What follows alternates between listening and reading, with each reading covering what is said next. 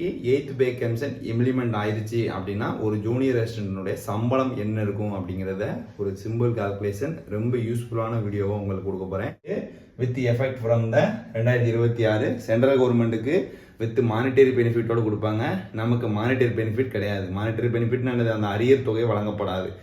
Without monetary benefit இருந்தாலும் அந்த காலங்களில் வழங்கப்பட்ட டியர்னஸ் அலவன்ஸ் ஊதிய உயர்வு இருக்கு இல்லையா, அது எல்லாத்தையும் நீங்கள் என்ன செய்யணும், கருத்தில் கொண்டுக்கிடணும். ஸோ நான் இப்போ சொல்லியிருக்க டேட்டா எல்லாமே என்ன அப்படின்னு கேட்டிங்கன்னா மினிமம் மினிமம் மினிமம், சரியா? ஸோ மேக்சிமம் அப்படிங்கிறது நம்மளுக்கு அரசாங்கம் நினைச்சுதான் மேக்சிமம் பண்ணி கொடுக்கலாம்.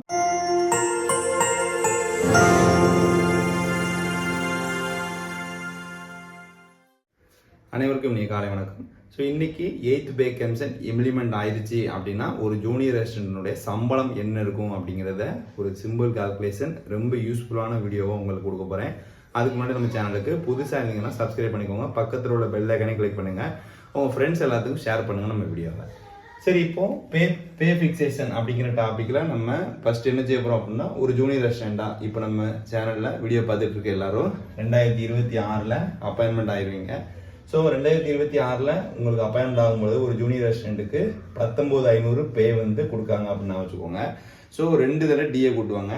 ஸோ ஒரு டைம் 2%, இன்னொரு டைம் ஒரு 2% கூட்டுதாங்க. மினிமமாக தான் நான் போட்டுருக்கேன். இப்போ போட்டிருக்க எல்லாமே மினிமம் தான், மேக்ஸிமம் கிடையாது. ஸோ இதுக்கு குறைய வாய்ப்புகள் கம்மி தான்.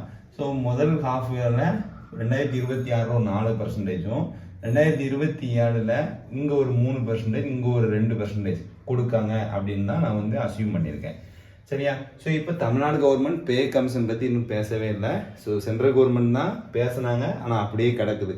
ஜனவரி மாதம் 1ஆம் தேதி, ரைட்டா, 16ஆம் தேதி 16 ஜனவரி 2025 என்ன செஞ்சாங்க, பேசினாங்க இந்த மாதிரி நாங்கள் வந்து இம்ப்ளிமெண்ட் பண்ணுவோம் அப்படின்னு. ஆனால் இன்னை வரைக்கும் கமிஷனுக்கான மெம்பர்ஸே இன்னும் ஃபிக்ஸேஷன் பண்ணலை.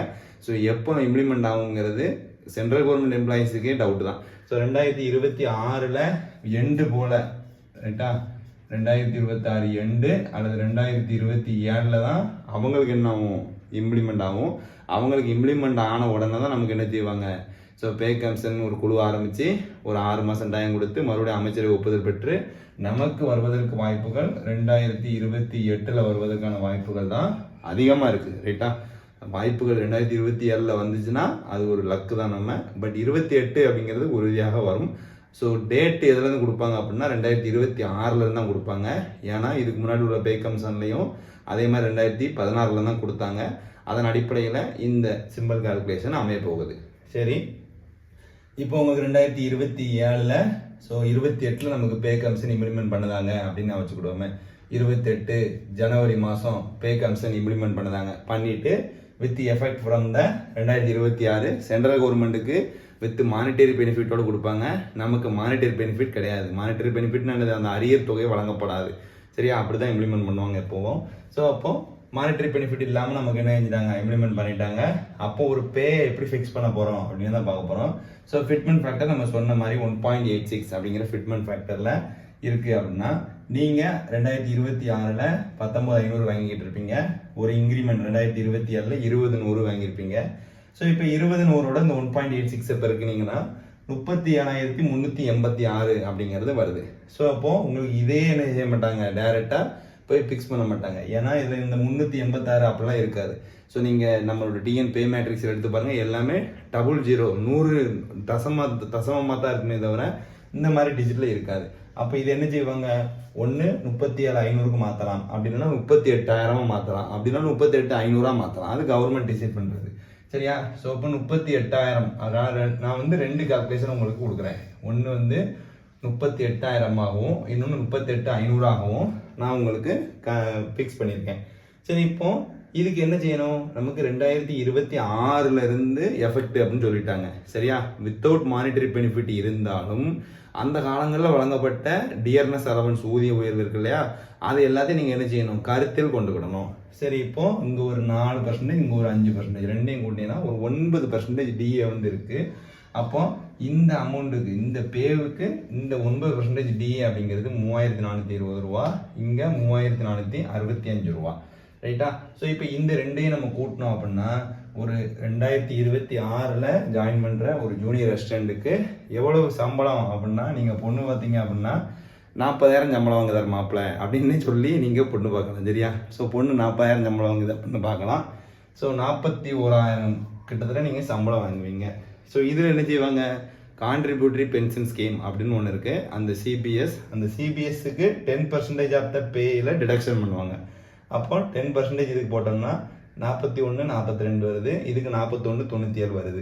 ஸோ அப்போ உங்களுக்கு வீட்டுக்கு எடுத்துகிட்டு போகக்கூடிய டேக் ஹோம் சேலரி அப்படின்னு சொல்லுவாங்க.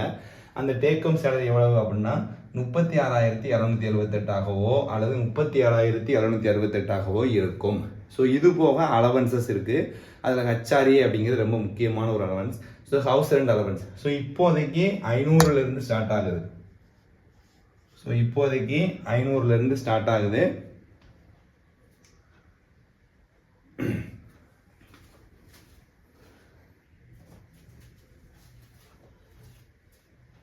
ஸோ 500லேருந்து இப்போதைக்கு ஸ்டார்ட் ஆகுது. ஸோ ஸ்டார்ட் ஆகி மேக்ஸிமம் எவ்வளோ இருக்குது அப்படின்னு கேட்டிங்கன்னா 1900 வரைக்கும் இருக்குது. ஸோ ஒவ்வொரு 4 year of completion of duty, ரைட்டா, ஒவ்வொரு 4 வருடமும் நீங்கள் சர்வீஸ் பண்ணீங்க அப்படின்னா 25% of your HRA will be increased, ரைட்டா. ஸோ இப்போ ஒரு 800 ரூபா வந்து ஹெச்ஆர்ஏ வாங்குறாரு, அவர் 4 வருஷம் பணி முடிச்சிட்டாரு அப்படின்னா அவருக்கு இதில் 25% எவ்வளவு, 200 ரூபா கூட்டி அவருடைய ஹெச்ஆர்ஏ என்னவாயிரும், 1000 மாறும். அந்த ரூல் வந்து இருக்குது. ஸோ உங்களுக்கு அக்கௌண்ட் சம்மந்தமான வீடியோ நிறையா எடுப்பேன், பாருங்கள். ஸோ இப்போ இந்த ஹெச்ஆர்ஏங்கிறத நான் டபுளாக மாற்றிருக்கேன், ரைட்டா. ஒரு 800 ரூபா வாங்குற ஊழியர், நம்ம ஜூனியர் ரெஸ்டாரண்ட் ஒரு 800 ரூபா, ஒரு முனிசிபால் இருக்க ஏரியாவில் நம்ம இருக்கோம் அப்படின்னா 800 ரூபா கொடுப்பாங்க. அந்த 800 1600 ஆகும். மெடிக்கல் அலவன்ஸுங்கிறது நமக்கு இப்போ 300 ரூபா கொடுத்துட்ருக்காங்க. அதை விலையேற்றத்தின் காரணமாக ஒரு 500 ஆகும். ஸோ நான் இப்போ போட்டிருக்கிறது எல்லாமே மினிமம் தான், மேக்ஸிமம் கிடையாது. சரியா? போட்டாங்க அப்படின்னா 2100 ரூபா வந்து நமக்கு என்னது, ஸோ பேல அலவன்சஸ் ஆட் ஆகும்.